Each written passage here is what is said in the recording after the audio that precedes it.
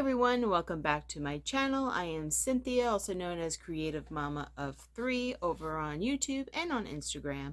And I am going to partake in the 5 questions, 1 take challenge or hashtag. Okay, so I'm going to be looking down because I got the questions here. I've seen a few other YouTubers or SoTubers, I think is what some of us like to be called. Do this. Apparently there's a Facebook group that Lindsay from Inside the Hem runs, and this was posted on that Facebook group. I've been following Lindsay on her channel Inside the Hem probably for at least 3 or 4 years now, I think. So I thought I would also give this a go. So the first question, what has your sewing journey looked like? Like, when did you start sewing? Who taught you, etc.? Okay, well, first, I was interested in sewing at a very young age. I used to use my grandmother's very old Singer. It was like that black Singer with like the gold little leaves on it, and it had like a wheel you had to turn, but it was electric. I didn't have a treadle or whatever, even though that probably would have been fun. I think I was probably around 12 years old. I cut up some of my clothes and sew them back together. I think I made my mother like a bathing suit type of thing, and I say that very loosely because it wasn't functional, but I did make her try it on and all that. So, and it did fit.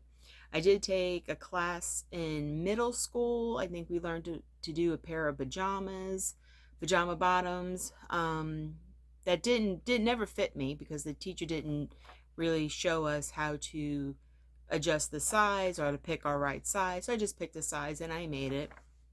I don't know where they are now. And then I also took a sewing class in high school.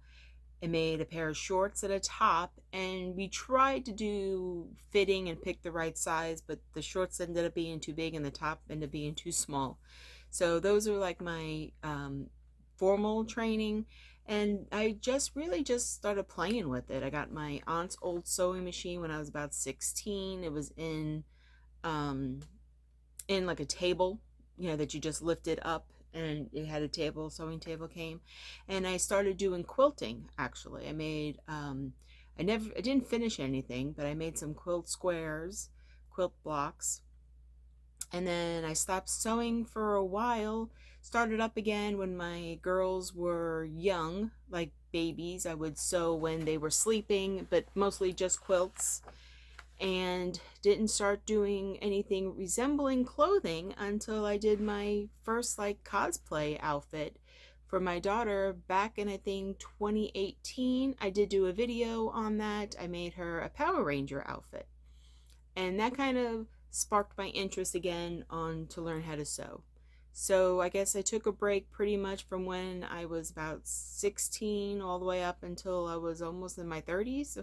So took a long break, and now I'm back and I'm enjoying it, and I'm making clothing. I'm not doing too much quilting anymore. I'm really focusing on clothing and trying to focus more on myself, making clothing for myself. Okay, describe your sewing space. Where is it? Okay. It says, where is it? Is it messy, private? Okay, so my sewing space in this house, I didn't have one in my last house, but in this house, there's a room right off the kitchen. I think it's supposed to be another bedroom. There is a little bump out for where you could probably put a closet. It is relatively a nice size. I would probably say at least a 10 by 10. It is private, semi-private. I have this quilt here that I made a couple of years ago. I have this as a curtain that's closing off the doorway, so I have some privacy. And to be honest with you, it is a disaster in here. It is very messy. I have too much stuff for this little space. I do have a short playlist of me trying to get my sewing room under control. It is kind of functional right now. I do have a pathway from the door to my sewing table, and I do have my mannequin in here. I'm able to sit in here and sew, but it is really a mess. But I'm working on it. It's a work in progress. Before, when before this room was usable, I would sew at the kitchen table. Just bring my sewing machine to the kitchen table and use that. And it was fun doing it out in the kitchen so that I could be kind of part of everything that was going on. I could easily watch TV out there and all that. But as I get my sewing room a little more organized, I am able to listen to music. I have an iPad or a tablet stand that I could put my iPad or tablet on and watch movies. So it is pretty functional, and I do sew in here pretty often. Okay, what is it like to be a sewing YouTuber? Well, I just pretty much just started this journey. So I think it's a lot of fun. I do love the accountability that I put on myself to make sure that I do have content for you guys. That is kind of why I started doing a YouTube channel, was to get myself motivated, to give myself deadlines.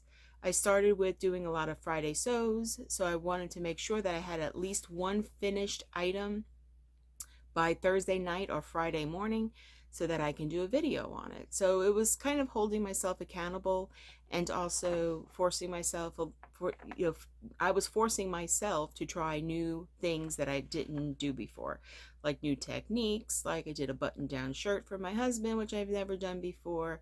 I'm making myself clothes, which I felt was a kind of a daunting task. Like I always felt that it was easier for me to make my daughter's clothes because they fit into more standard sizing. I'm a plus size gal, so fits for me are a little more difficult than for them.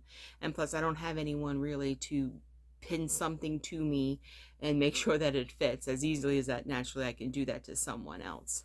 So I do enjoy videoing my progress, my journey, and I really get a kick out of people watching it, and I really love reading comments, and that motivates me to keep going, keep making stuff, and I'm gaining a pretty good wardrobe because of that. So that's great. Now describe your most rememberable project. I think to date would have to be my daughter's Power Ranger outfit, because I didn't really follow patterns too much before that because I did a lot of the quilting. Like I did the pajama pattern back in when I was in middle school, and I did do the shorts and t-shirt when I was in high school, but those were not successful. So I was pretty nervous about doing that project for her. I did use a pattern for the leggings, but the whole shirt that I did was completely winging it. Like I took a shirt that she had that fit well, and I made my own pattern from that. I did have difficulties with the diagonal thing, piece in the front, and also I really never worked with performance fabric before. That is like the spandex shiny stuff. So I love the way that came out. I was so happy when she went to the convention, Power Morphicon convention in California. We live on the East Coast in the Carolinas, so her and my husband went there. And the fact that she fit in with a lot of the other people who had costumes, and there was just so many pictures of her in that costume, and she just fit in, and she was in her element, and she looked good. She looked like she belonged there. Didn't come with the weird homemade looking costume. It looked pretty good. So that was my most memorable make. And I also enjoyed making that. That kind of sparked the fire to get back into my sewing room. Well, actually to create a sewing room and then get back in there and start creating. So that was great. What is one quote, saying, or piece of advice you've gotten that resonates with your sewing YouTube success? I think the thing is, the one saying or one advice is, in order to be good at something, you got to keep doing it. So the fact that I'm still chugging along with the sewing, I do feel that my skills have definitely gotten better. I'm more confident in my sewing. I'm more confident in taking chances, taking risks, and doing something new. And if I have to rip it out, I rip it out. If it's great and I don't have to rip it out, even better. So that's definitely one quote that stays with me, is that if you want to be good at sewing, you need to keep sewing. And I do enjoy the YouTube channel. I appreciate all my subscribers and people who watch and support me in this journey. And I hope to continue with this journey for a long time, because I really do enjoy it, and I really appreciate everyone who takes time out of their day or their week to watch my videos, and also to comment and to be very supportive. I really appreciate all the great positive comments and feedbacks that I get from everybody that watches. So if you enjoy my videos, if you enjoy this video, please give me a thumbs up. If you want to see more of my videos, you can go over into, I guess, my library of videos, or you please subscribe so you don't miss any future videos. I do plan on continuing doing the Friday Sews videos, and also doing some more videos of my cosplay creations. I'm currently working on my Halloween costumes for my daughters, because we're running out of time. It's already the 12th of October. So, and I don't have any of their costumes 100% completed yet. I'm only doing 2 this year. My youngest daughter doesn't want to participate in Halloween. I guess she's too old now, because they're 15, and I guess she's too cool to be dressed up for Halloween, which is fine.